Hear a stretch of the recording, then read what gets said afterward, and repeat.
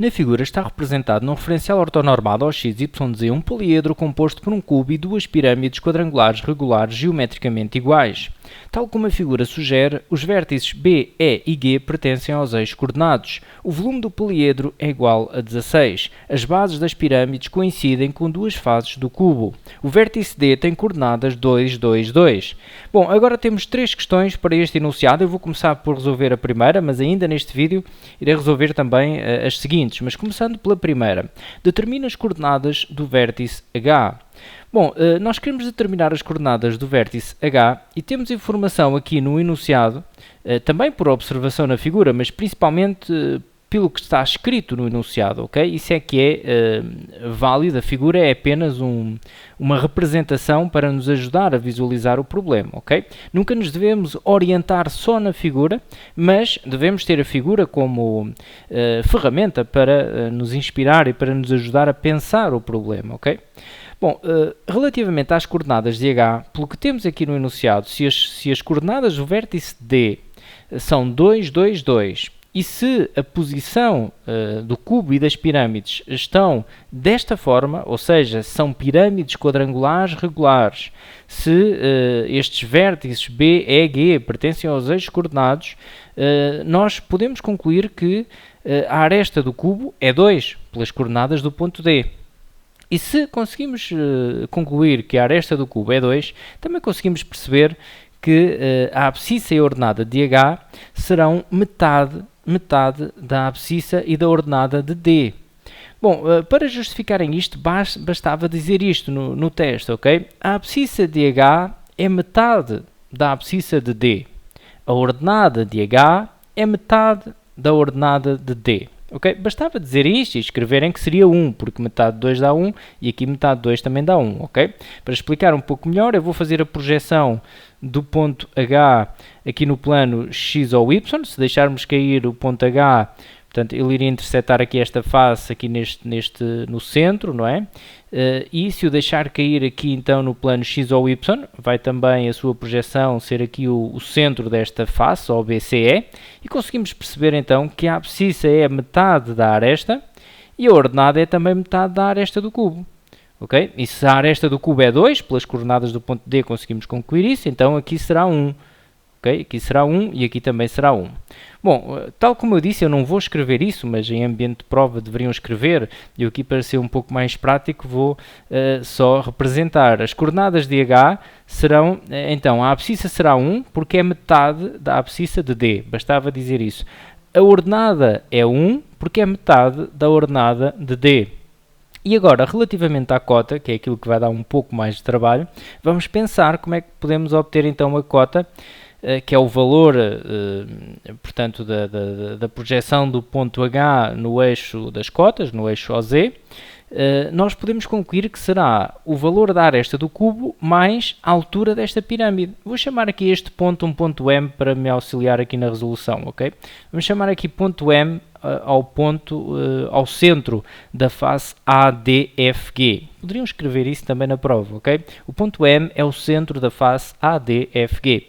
Então eu posso dizer, aqui em termos mais práticos agora, que a cota de H é 2, é 2 unidades, que é a aresta do cubo, mais MH, ok? MH, que é então a altura da pirâmide. Também poderiam colocar aqui um A de altura, ok? Isso tanto faz. Eu resolvi chamar ali um ponto M ao centro da face e chamei MH, mas escrevi MG por lápis, ok? Mas é MH aqui. Bom, então isto quer dizer que para respondermos ao problema temos de determinar a altura da pirâmide, neste caso MH, que eu chamei MH. Vamos então pensar nisso, ok? Devemos estar sempre também ligados com aquilo que temos no enunciado. O que é que temos no enunciado para trabalhar? Temos o volume do poliedro, o volume desta peça na totalidade. Bom, mas se temos o volume da peça toda e se nós conseguimos facilmente calcular o volume do cubo porque temos a aresta, e se as pirâmides são geometricamente iguais, também conseguimos saber o volume de uma das pirâmides. E se conseguimos saber o volume de uma das pirâmides, também sabemos a altura, porque também conhecemos a base. Ora, vou organizar tudo isto aqui de forma mais simples. Então, nós sabemos que o volume do poliedro, vou aqui escrever, do poliedro é igual a 16. Bom, mas agora interessa-me decompor este volume do poliedro nas figuras conhecidas que eu ali tenho, que é o cubo e duas pirâmides geometricamente iguais. Então eu posso dizer o seguinte, posso dizer que este volume igual a 16 é o mesmo que ter o volume do cubo, escrevíamos VC representa o volume do cubo, ok? Escreveriam isso na prova, mais duas vezes o volume de uma pirâmide, VP, escreveríamos VP representa o volume de uma pirâmide, é igual a 16. Okay? Fiz aqui uma decomposição para trabalhar então com o volume da pirâmide. Bom, o volume do cubo então nós já conhecemos, nós já sabemos o volume do cubo, porque se a aresta é então 2, o volume do cubo será 2 vezes 2 vezes 2, 2 vezes 2, 4, 4 vezes 2, 8. Ok? Então podemos escrever aqui 8, portanto isto é equivalente a termos 8 mais 2VP igual a 16. Bom, eu agora vou já simplificar aqui esta igualdade, vou passar o 8 para o segundo membro e depois passo o 2 a dividir, ok? Isto só para ficarmos aqui com algo mais simples e depois vamos já ver como é que descobrimos a altura a partir do volume da pirâmide. Então ficamos com 2VP igual a 16 menos 8, ou seja, 2VP igual a 8. Agora este 2 está a multiplicar, passa a dividir. Ficamos com VP igual a 8 a dividir por 2, ou seja, VP igual a 4. Bom, e agora é que vamos descobrir a altura. Porquê? Porque podemos ainda decompor este volume da pirâmide, que é que sabemos que é igual a 4, podemos decompor na área da base vezes a altura, a dividir por 3, porque estamos a ver aquilo que queremos encontrar, que é a altura. Então eu vou escrever, onde tenho aqui VP, vou escrever a fórmula do volume de uma pirâmide, que é a área da base, ou seja, a base da pirâmide é então este quadrado, ADFG, vezes a altura, que eu chamei MH, okay, a dividir por 3, é 1/3 da área da base vezes a altura, igual a 4. Bom, uma vez que conseguimos descobrir a área da base, porque a área da base é um quadrado, portanto é lado vezes lado, 2 vezes 2, 4, ou seja, esta área de ADFG é 4. 4 vezes MH, isto aqui é um M, ok, a dividir por 3, igual a 4. Bom, e agora este 3 passa a multiplicar para o segundo membro e ficamos com 4MH igual a 3 vezes 4. Eu nem vou fazer a conta porque agora vamos cortar. Podia fazer também 3 vezes 4, 12, isso é igual, ok? É uma questão de simplificação. Portanto, MH é igual, agora este 4 passa a dividir e ficamos com 3 vezes 4 a dividir por 4. O 4 simplifica com o 4 e fica 3. Ficaria 12 a dividir por 4, que dava 3, não é? Portanto, MH igual a 3. Ora, temos a altura para colocar ali, logo conseguimos responder que, portanto, a cota será 2 mais 3, ou seja, as coordenadas de H, esta será então a resposta final, serão 1, 5. 1, 1, 5.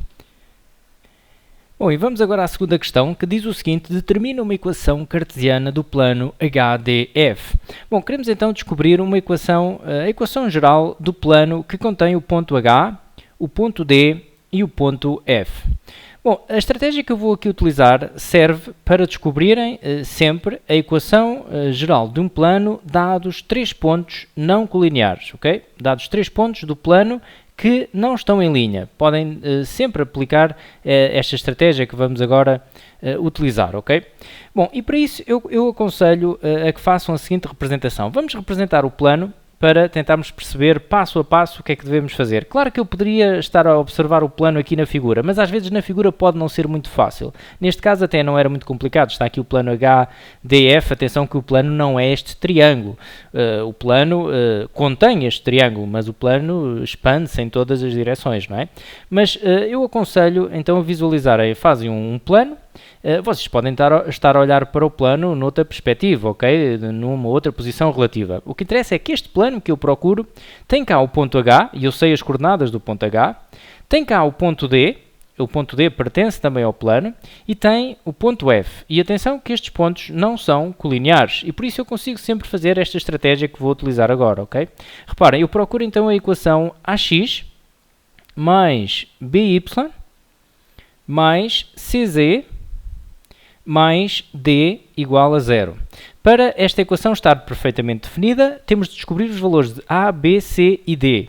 Primeiro vamos à procura dos valores de A, B, C, sabendo nós que, eu vou até marcar a azul aquilo que pretendemos descobrir. Pretendemos descobrir então o valor deste A, o valor de B, o valor de C e o valor de D. E nós sabemos que A, B, C serão as coordenadas de um vetor normal ao plano, ou seja, de um vetor que faz 90 graus com este plano.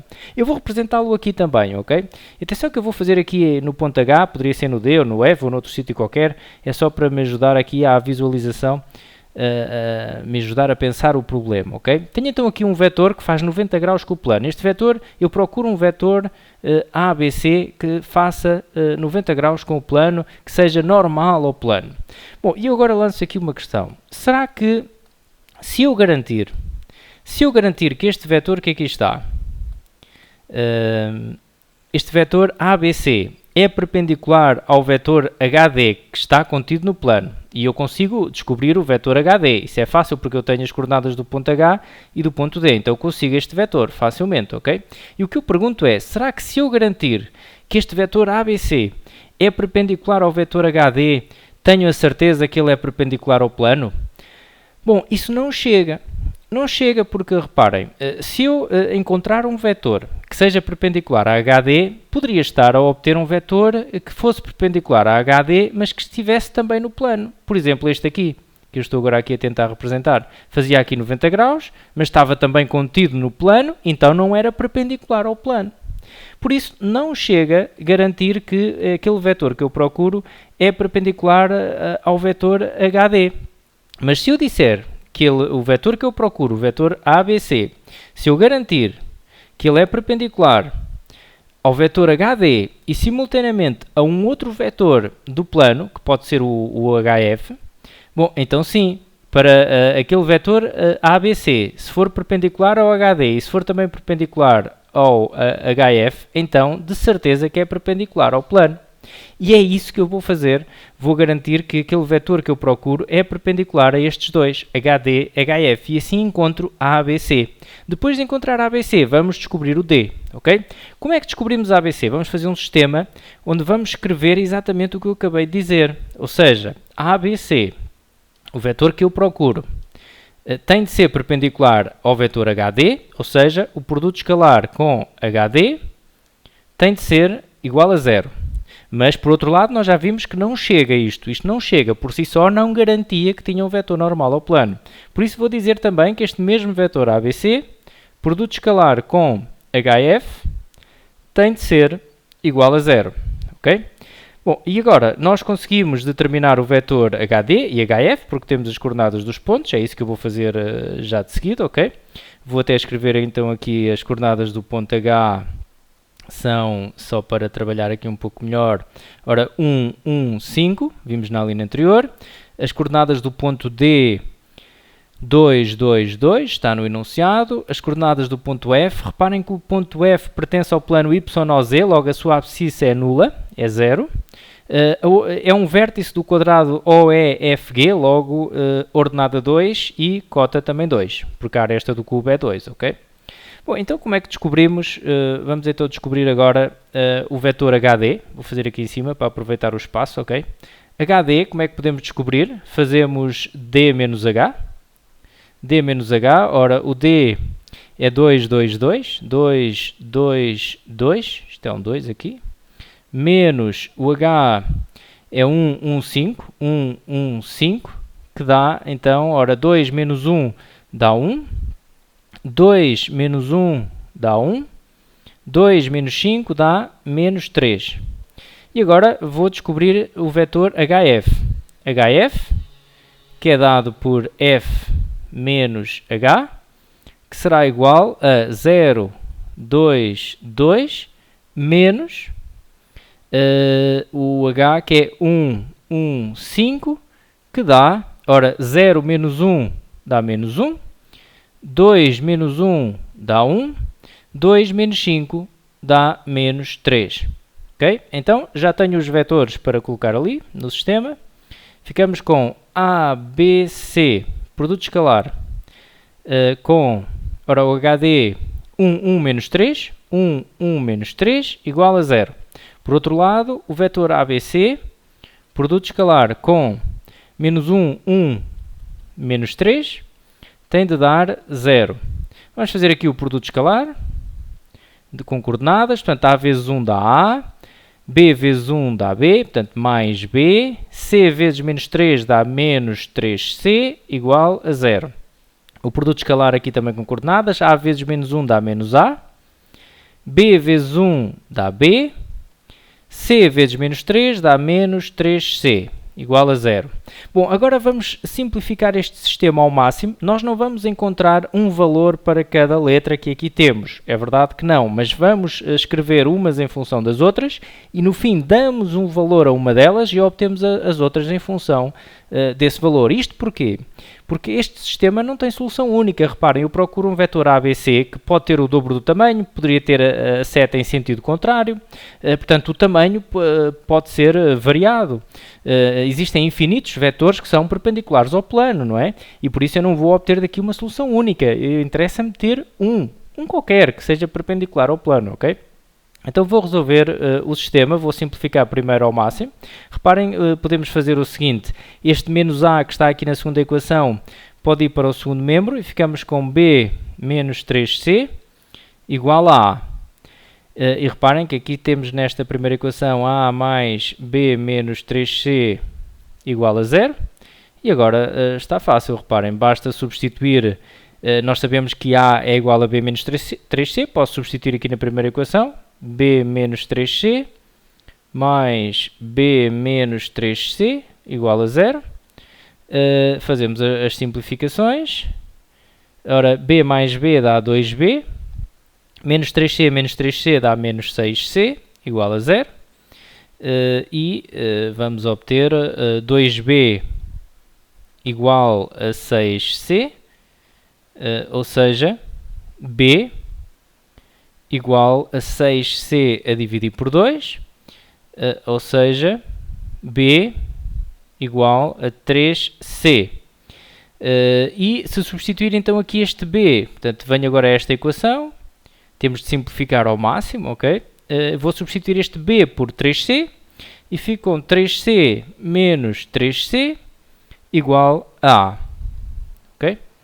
Bom, e agora B igual a 3C e 0 igual a A, ou A igual a 0. Okay? 3C menos 3C dá 0. E agora reparem, é isto que eu digo, nós no fim não vamos aqui obter um valor para cada letra, mas nós podemos dizer o seguinte, o A é 0, e só obtivemos um valor concreto para A. Vou escrever até aqui, em primeiro lugar, o A. O A é igual a 0. Depois vou dizer, por exemplo, que C é igual a 1. Isto porque facilita as contas, podia dizer que C era igual a 2. Mas se eu digo aqui que C é igual a 1, então B tem de ser igual a 3, ok? B tem de ser igual a 3, 3 vezes 1, 3. Se eu dissesse que C era igual a 2, B era igual a 6. E estaria na mesma a obter um vetor normal ao plano, ok? Bom, e é desta forma que obtemos A, B, C, ok? Eu vou então fazer o seguinte, já temos os valores de A, B e C. Eu vou aqui apagar e ficar só com o resultado, para agora explicar como é que obtemos o D.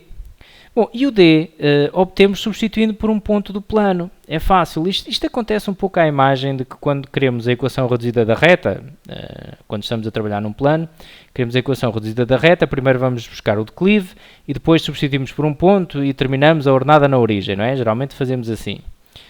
E aqui, primeiro vamos buscar este vetor, ABC, e depois descobrimos o D substituindo por um ponto. E portanto fica fácil, pode dar um bocadinho de trabalho, mas fica fácil de fazer este trabalho, ok? Portanto, A igual a 0, B igual a 3, C igual a 1. E agora, como é que vamos descobrir então D? Bem, para descobrir D, basta termos um ponto que pertence ao plano, até temos 3 à escolha. Nós já sabemos que a nossa equação está neste ponto, reparem, 0x, 0 vezes x, estou a substituir agora estes valores, mais 3y mais z, ou seja, 1 vezes g mais d igual a 0. Vou até 0 vezes x dá 0. Ficamos então com 3y mais z mais d igual a 0. Para descobrir este d, vou substituir nesta equação, que já tenho desenvolvida, por um ponto que pertence ao plano. Vou dizer aqui o ponto H, por exemplo. H pertence a HDF. Então, posso substituir as coordenadas de H neste plano, porque este é o plano HDF. Bom, então, H tem de coordenadas 1, 1, 5, eu vou substituir aqui. O x não está lá, portanto, não coloco nada. Depois, o y é 1, fica 3 vezes 1. 3 vezes 1, mais z é 5, mais 5, mais d igual a 0. E daqui tiramos o valor de d, ok? 3 vezes 1, 3, mais 5, ora 5, 6, 7, 8. Fica 8 mais d igual a 0, ou seja, d igual a menos 8. Bom, se d é igual a menos 8, então a equação do plano é esta. 3y mais z mais menos 8, que dá menos 8, igual a 0. Okay? Que podemos escrever desta forma, ok? 3y mais z igual a 8. E então temos assim a equação geral do plano, 3y mais z igual a 8, ou poderia ser 3y mais z menos 8 igual a 0. Isso era igual, ok? Avançando agora para a questão 3, temos o seguinte: determina o valor do produto escalar de AF por AE. Bom, eu vou aproveitar esta questão para dar aqui uma dica importante. Neste exercício, a forma como eu vou resolver este produto escalar, vou determinar este produto escalar, é uma alternativa, porque nós podemos sempre ir por coordenadas. Facilmente determinávamos as coordenadas do vetor AF, fazendo F menos A, determinávamos as coordenadas do vetor AE, fazendo E menos A, e fazíamos o produto escalar por coordenadas. Aqui temos essa possibilidade.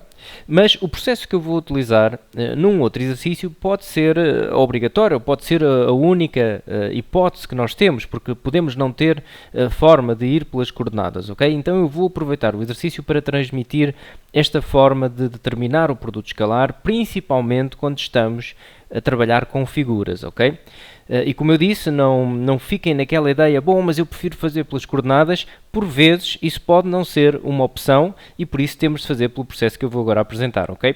Então nós temos AF, queremos o produto escalar de AF por AE.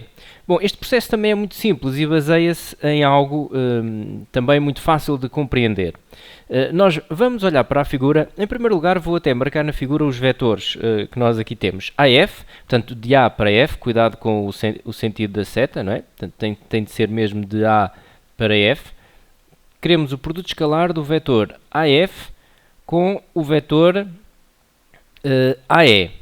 AE, de A para E também, ok? Com o vetor AE. Bom, marquei aqui na figura e agora, portanto, o objetivo é nós escrevermos um destes vetores, ou os dois, ok? Portanto, em determinado exercício pode até dar jeito a mexer nos dois, neste caso eu vou mexer só num deles, escrever através da adição de vetores em função de vetores que sejam perpendiculares ou paralelos àqueles que nós temos. Isso é fácil de fazer. Vamos com um exemplo para vermos melhor o que eu quero dizer. Reparem, eu posso dizer aqui, pela figura, é fácil observarmos que o vetor AE resulta da adição do vetor AF com o vetor FE. Portanto, realmente, se eu adicionar AF mais FE, dá o AE.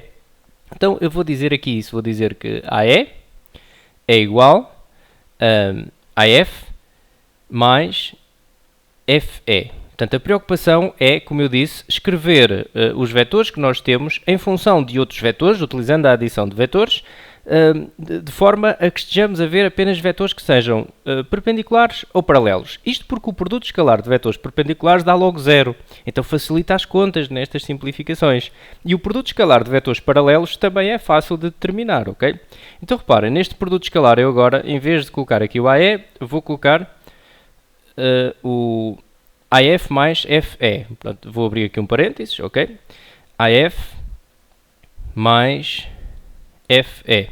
E reparem que estamos então a trabalhar agora com vetores que ou são paralelos ou são perpendiculares. Vamos fazer a distributiva. Ficamos com AF, produto escalar AF, aqui a distributiva, mais AF, produto escalar FE. E este produto escalar que eu estou agora a escrever já dá zero, não é? Porque eles são perpendiculares. Reparem que AF é perpendicular a FE. E por isso este produto escalar vai dar já zero. E aqui temos o produto escalar de um vetor por ele próprio. Bom, o que é que isso dá?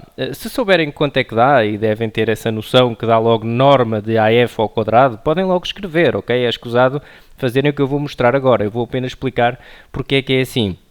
Reparem, com base na fórmula do produto escalar de U com V, nós sabemos que é igual à norma de U vezes a norma de V, vezes o cosseno do ângulo entre U e V.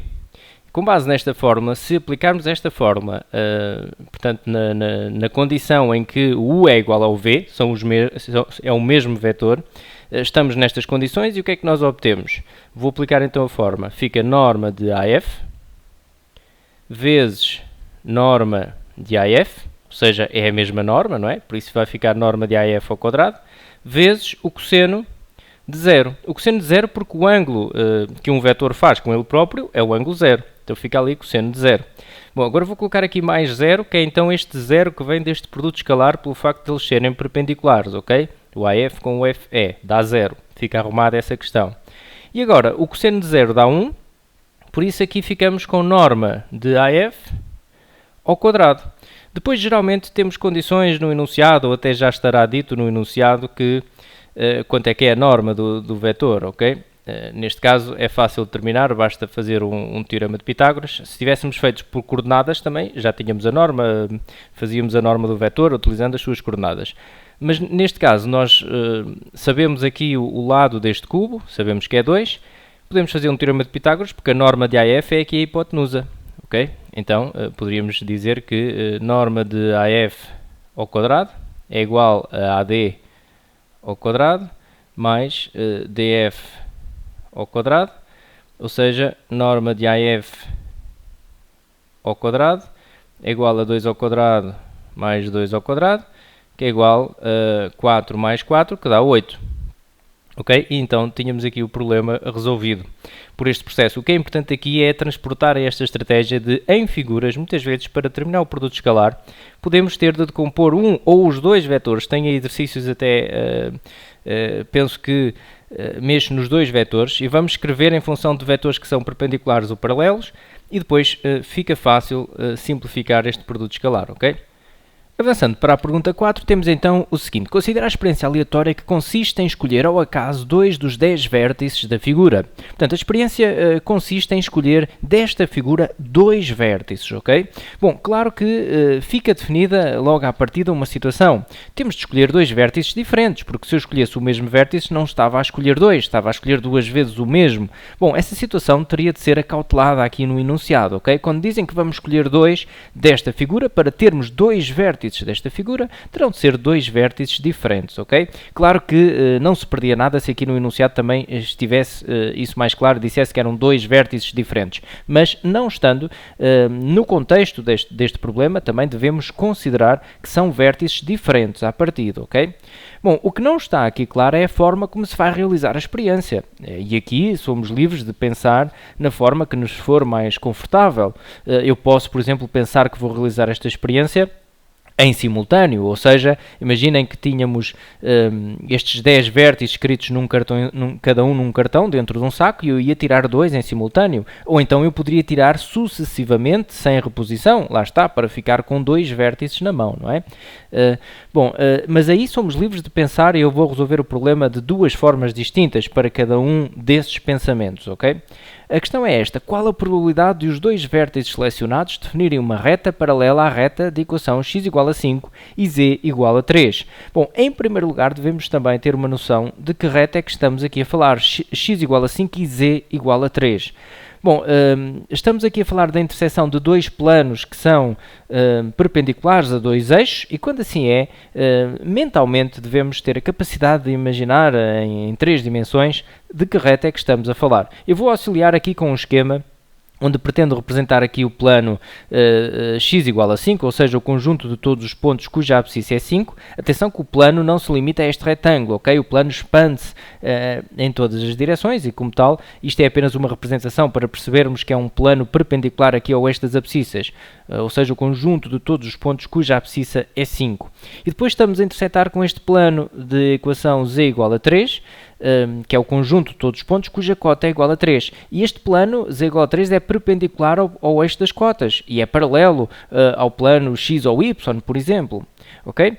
Bom, a interseção destes dois planos dá então esta reta azul que aqui está. E o importante era percebermos isto mentalmente, percebermos que esta reta é paralela ao eixo das ordenadas. Ok? Isto é que é importante para o exercício. É paralela, a reta que se obtém, esta reta x igual a 5 e z igual a 3, é paralela ao eixo das ordenadas. Ok? Bom, então eu vou ficar só com a reta, tiro a construção e nós queremos a probabilidade então de os dois vértices selecionados formarem uma reta paralela a esta que aqui está. Eu vou então resolver de duas formas distintas, ok? Queremos a probabilidade de um determinado acontecimento A, eu vou definir aqui esse acontecimento A, escreveriam isso na prova, ok? Eu vou aqui aproveitar o que está aqui no enunciado e dizer os dois vértices definirem uma reta, este será o acontecimento A, ok? Então, a probabilidade de A, vamos fazer pela lei de Laplace, que é o número de casos favoráveis a dividir pelo número de casos possíveis. Vamos pensar primeiro nos possíveis, que geralmente é mais fácil e ajuda a pensar no problema. Então, eu vou pensar agora que vou realizar esta experiência em simultâneo. Ou seja, eu vou escolher dali dois vértices. Então, vou fazer uma combinação de 10, 2 a 2, ok? Uma combinação porquê? Porque não interessa a ordem. Se sair o vértice A com o vértice F, dá a mesma reta do que o vértice F com o vértice A. Atenção que eu estou nos possíveis, todas as possibilidades, ok? Bom, então faço uma combinação de 10, 2 a 2. Isto dará depois 45, ok? Bom, e agora vamos ao número de casos favoráveis. O número de casos favoráveis é aquele número que me dá todas as possibilidades de obter com dois vértices retas paralelas a esta. Bom, então nós aqui poderíamos, neste caso, ao pensar desta forma, analisar que temos aqui logo um caso favorável, sair o vértice A com o vértice D. Reparem que se sair o A com o D, realmente dá uma reta paralela a esta. Mas também pode sair o B com o C. Okay? O que não pode acontecer é, por exemplo, sair, vou dar aqui um exemplo, o B com o D. Nem o B com o F, por exemplo. Mas ainda pode acontecer sair o G com o F. Ou seja, no fundo estamos a falar aqui de quatro vértices que formam aqui quatro arestas. Podia ser também a origem com o E. Okay? E são apenas estes quatro casos favoráveis que nós temos. Sair o B com o C, e atenção que da forma que estamos a pensar o problema, sair B com C ou C com B é a mesma coisa, não interessa a ordem. Sair o A com o D, o G com o F ou o O com o E. São apenas estes quatro casos favoráveis, ok? E por isso podíamos contá-los desta forma, ao pensar o problema desta maneira. Portanto, aqui 4 e aqui 4 e está então resolvido. Mas vamos imaginar que vocês começavam a pensar o problema de outra forma. Bom, eu vou fazer uma extração sucessivamente. Sucessivamente, sem reposição, lá está, para garantir que eu fico com dois vértices. Bem, então eu poderia pensar assim nos casos possíveis. Atenção que eu estou a pensar no número de casos possíveis agora. Todas as possibilidades. Eu vou tirar um vértice desta figura, tenho 10 possibilidades. Ok, 10. E depois vou tirar outro vértice. E quantas possibilidades tenho? Tenho 9, porque já foi extraído 1. Ok, 10 vezes 9 será o número de casos possíveis. Ok? Atenção que isto poderia ser dado por um arranjo de 10, 2 a 2. Estaríamos a considerar que interessa a ordem. Ok? Fazendo aqui um arranjo. Bom, para o número de casos favoráveis, nós temos de pensar da mesma forma, que a experiência está a ser feita sucessivamente, ok? E vamos pensar no seguinte, bom, para eu conseguir uma reta paralela a esta, não pode sair o vértice H nem o I. O I e o H não podem, porque reparem, sair o vértice H, qualquer outro que saia da figura nunca dá uma reta paralela a esta. Então, estes estão excluídos. Mas qualquer um dos outros pode sair. Ou seja, o que é favorável a esta situação, para o primeiro vértice que eu vou tirar, é um destes 8. Um destes 8, 8. Eu também posso contar com estes dois, já vou fazer a seguir, ok? Mas, para ser um pouco mais simples, estou já a contar aqueles vértices que realmente são favoráveis à situação que eu pretendo, ok? Então, pode ser um qualquer destes 8. E depois, saído um destes 8, quantos são os casos favoráveis ao segundo vértice formar uma reta paralela a esta, com o que já saiu? É só um caso favorável. Reparem na seguinte situação. Eu, ao colocar aqui este 8, estou a colocar qualquer um destes 8 do cubo. Okay? Vamos agora imaginar que poderia ser o A, por exemplo. Se saísse o A, depois de ter saído o A, quantos casos favoráveis existem para que seja criada uma reta paralela a esta? Bom, só há um caso favorável, que tem que sair mesmo o D. E isso acontece para qualquer um dos 8. Imaginem, se saísse o F, em primeiro lugar, quantos casos favoráveis havia para o segundo vértice para fazer uma reta paralela a esta? Só havia um caso favorável, que era sair o G. Se saísse o E, só havia um caso favorável, que era sair o O. Se saísse o C, só havia um caso favorável, que era sair o B. Portanto, 8 vezes 1, ok? Claro, eu poderia então colocar aqui um O, porque vocês podem perguntar assim, bom, mas é verdade, também poderia sair o H ou o I. Então eu colocava aqui um O, que era dividir isto em duas situações que não entram em conflito uma com a outra. Sai primeiro um vértice do cubo ou não sai um vértice do cubo. É isso que eu estou aqui a fazer, ok? Então, o primeiro sai um vértice do cubo, está contabilizado aqui. Ou não sai um vértice do cubo, então pode sair um dos outros dois que não são do cubo, que é o H e o I. Mas se o primeiro a sair é o H ou o I, quantos casos favoráveis é que eu tenho para o segundo vértice formar com ele uma reta paralela a esta? Tenho 0. E por isso isto era o mesmo que não estar cá, ok? Bom, então 2 vezes 0 dá 0, 8 vezes 1 dá 8, ficamos aqui com 8 sobre 10 vezes 9, ou seja, o 8 simplifica aqui com o 10, fica 4 sobre 5 vezes 9, que dá então 4 sobre 45, ok? Ficam então estas duas formas de pensar, sendo que a primeira penso que seria um pouco mais fácil e adequada para este problema, ok?